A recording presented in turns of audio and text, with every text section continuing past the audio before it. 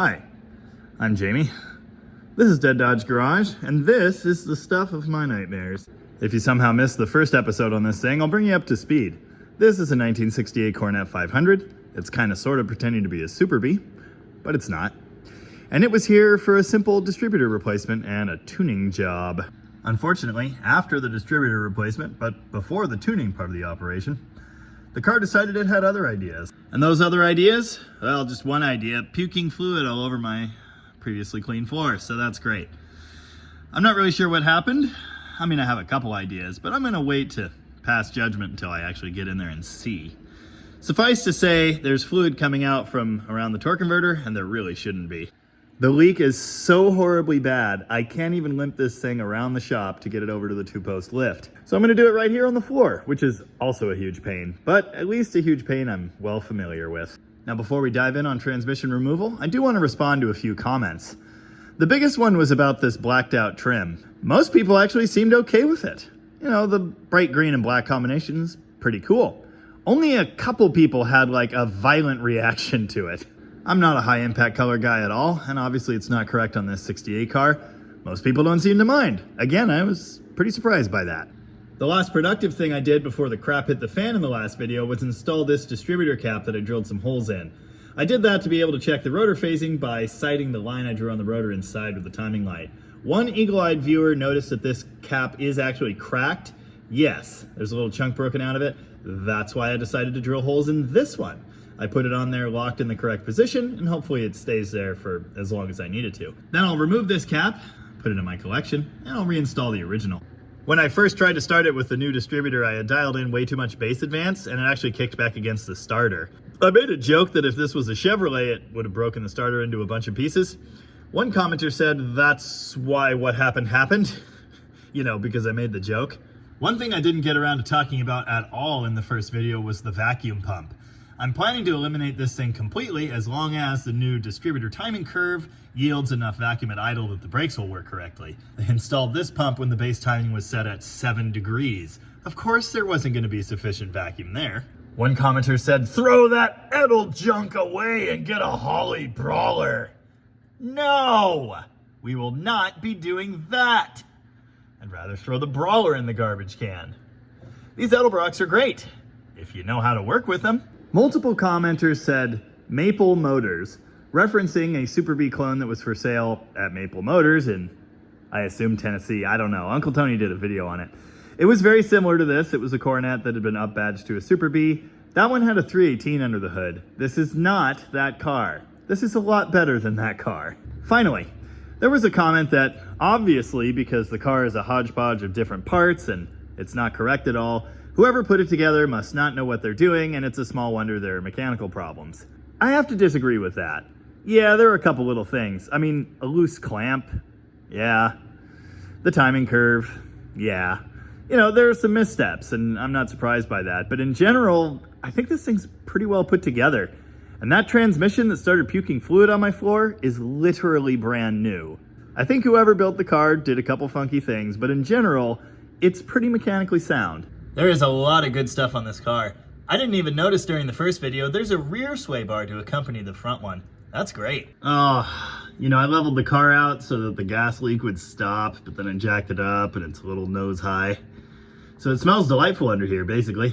Letting the kitty litter do its thing, so hopefully I don't have to work in a swimming pool of fluid. Some people hate this stuff. It is kind of dusty and gross, but it does a nice job cleaning the floor. Oh, one commenter had a brilliant suggestion. A drywall scraper and a dustpan to scoop up fluid from the ground. I don't have a drywall scraper though. Another commenter noticed this.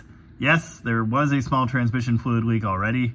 The new one is totally unrelated to that. It appears to be coming from the speedometer drive. There's the fancy sensor for the Dakota Digital speedometer, and there's kind of fluid all around it. Torqueflite transmission removal is a project I'm very familiar with. I've done it many times. Slant 6 904s to big block 727s, it's pretty much the same operation either way. I'm going to give you a quick rundown on that and dig in on this thing. Ooh, adjustable pinion snubber, although the rubber's crooked. Anyway, step 1 is remove your drive shaft. That would be the 4 bolts here. They're either going to be 7/16 or 3/8 hex. You'll likely see some fluid coming out of here, so be ready for that. I've got little yoke plug thingies that do a pretty good job at this. I'm gonna try and be clever here and just slide this transmission back, mostly because the exhaust is right in the way. Actually, probably gonna have to lower the exhaust anyway. We'll deal with that in a minute. If you're gonna take your transmission all the way out, you probably wanna drain the pan. Those are all 1/2-inch bolts. You wanna remove them. I start at the back and then the sides. I leave the front ones in place. Then I loosen those slightly and angle the pan down to drain it. Either way you go, it's gonna make a humongous mess. If you happen to have an aftermarket pan with a drain plug, great. Then you've got your speedometer drive and your shifter linkage. The shifter linkage is connected to the arm up here. On this 4-shift model, it's got a support right here at the back, so I need to remove that as well. At the same time you're removing the shift linkage, you want to deal with your kick down. This car doesn't have the factory linkage, which would have gone forward. It has a cable, so you're going to pop the cable off the ball there and then remove this bracket. Those are pretty common on Mopars these days. You also want to deal with the neutral safety wiring. You can see it right there. It's a single wire on this early vehicle. Later on, they had a 3-wire switch there, and that one just pops right off. The super fun part of this operation is always the transmission cooling lines.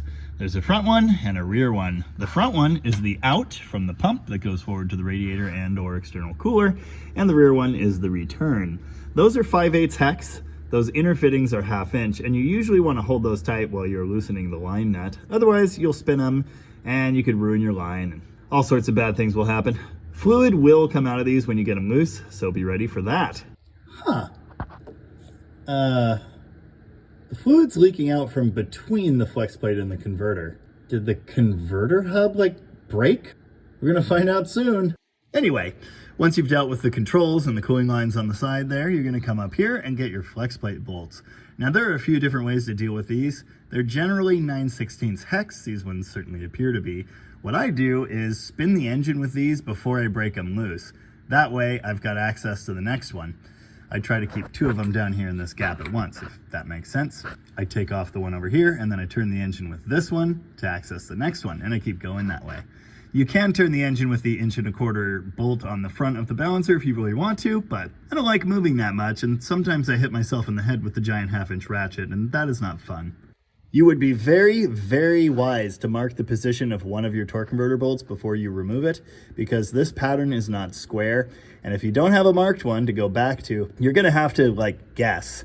You usually guess wrong, and then you end up loosening the converter and spinning it around and trying to get all 4 bolts to line up. I just saw Just Mopar Joe dealing with that on his 72 Charger build. Been there, been annoyed by that. Your starter, in this case a super fancy mini starter, needs to be removed. It's held in place by 2 5/8 bolts or 1 5/8 bolt and 1 5/8 hex nut on a stud. This is a weird special starter I've never seen before. I think this is the fancy expensive one the TTI recommends for their headers. Once you've handled all that, there are only 2 operations left: unbolting the transmission crossmember and then removing the bolts to connect the transmission to the engine. Now generally, there are 2 5/8 hex bolts down here at the bottom that go from the engine block into the transmission, threaded in the bell housing. On this engine, one of the ears is broken, and so that bolt's not there, so I've only got 1. On a small block, that bolt is generally blocked by the filter, so you'll have to remove the oil filter, unless it's got a 90-degree adapter on it, like used in an A-body. On a slant 6, because the block is shaped totally differently, the starter's in a different position, these bolts are in different locations and they point different directions, but it's the same thing. A bunch of 9/16 hex bolts and a couple 5/8 hex bolts. Speaking of those 9/16 hex bolts, they're up here. There are 4 of them. They're in a circle pattern. You have options on this. You can either try and remove them with the engine up here, or you can drop it down and try and get at them with a socket on a very long extension. Either way is annoying. Even more annoying than that is that the factory transmission dipstick is held in place by one of those 9/16 hex bolts, which makes that one even harder to access. It's super great. Luckily, we have this horrible aftermarket piece of crap on this car, so that won't be an issue. But I am gonna have to remove that thing.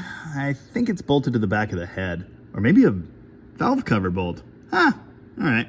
That cross member I mentioned is right here. It's held to the car with 4 3/4 hex bolts and 3/4 hex nuts. Now that varies on some. A bodies are generally smaller. I think later B bodies are smaller as well, but on these they're 3/4. Now, there are 2 5/8 bolts that secure the transmission mount to the transmission case. You may need to remove those, or you could try to remove that stud and pull the crossmember down off of the rubber mount. You probably won't have a good time with that, so I'd go for the 5/8 bolts. They provide you spots to get a socket through, but they don't really fit all that well. And it's not those two nice round holes either, it's the weird triangles up front there. There is a really good chance your exhaust is going to be in the way. If you've got factory single exhaust still somehow, you'll probably be able to get around that. But if you've got a nice ginormous 2.5-inch dual system like this, especially with an H-pipe tying it all together, you're probably going to be dropping that out completely. Oh, that gas smells getting bad. I'm going to try and fix that by raising the back of the car, and then probably like take a walk or something. I made all that sound really easy and straightforward, didn't I? Well, it's not the worst thing in the world, but I am like, I don't know, a long time into this project. Long enough it's not light outside anymore. All the stuff back here is done. The torque converter bolts are out, the exhaust is loose, the drive shaft is down. We're pretty much ready to roll a transmission jack in here.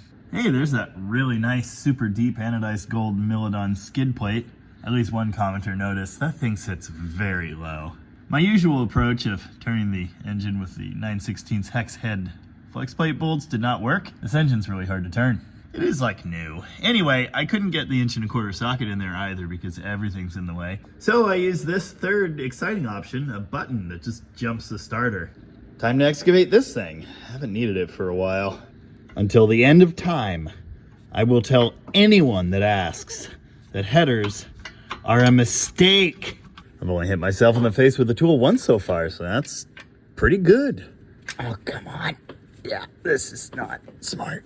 Okay, I might have complimented whoever assembled this car a little too much and a little too soon. 2 missing transmission bolts and 3 out of the 4 that were there just kind of weren't that tight.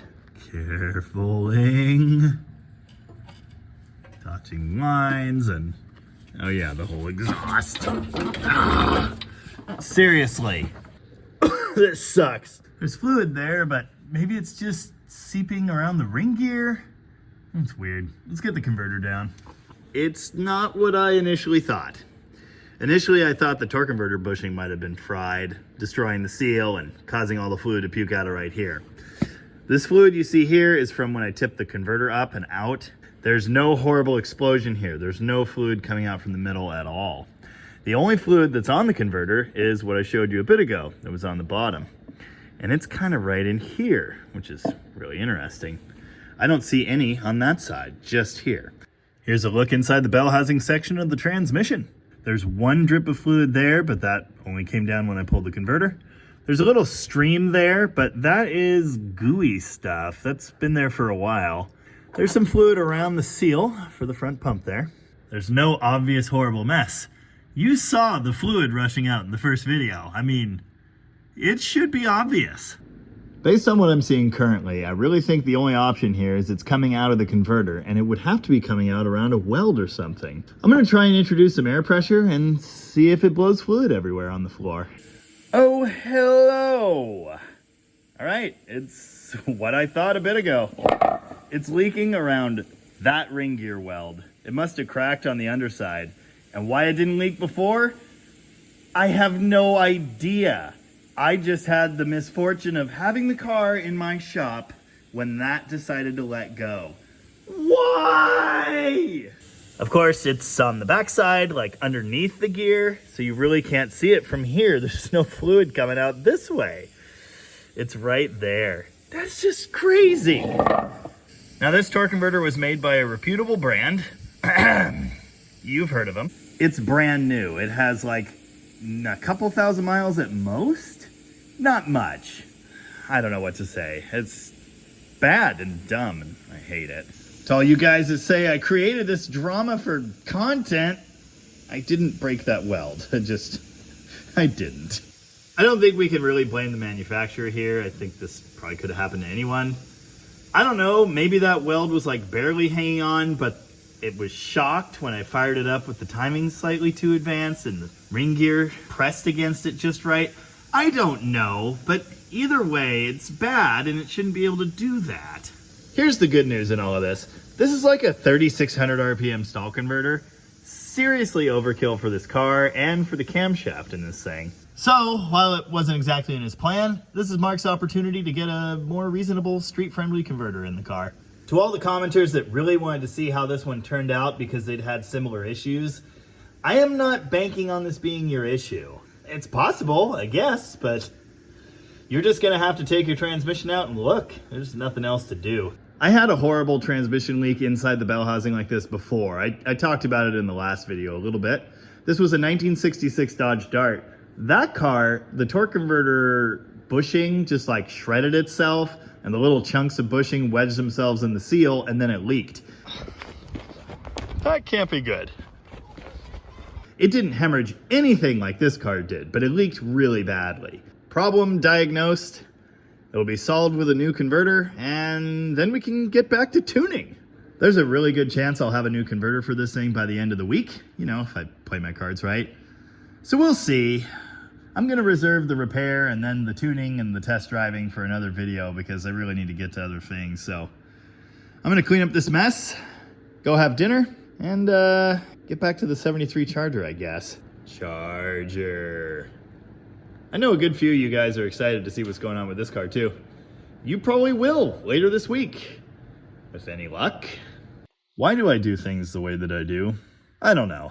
Anyway, I was doing some thinking about this last night when I should have been sleeping, and I thought I'd had a couple comments off at the pass.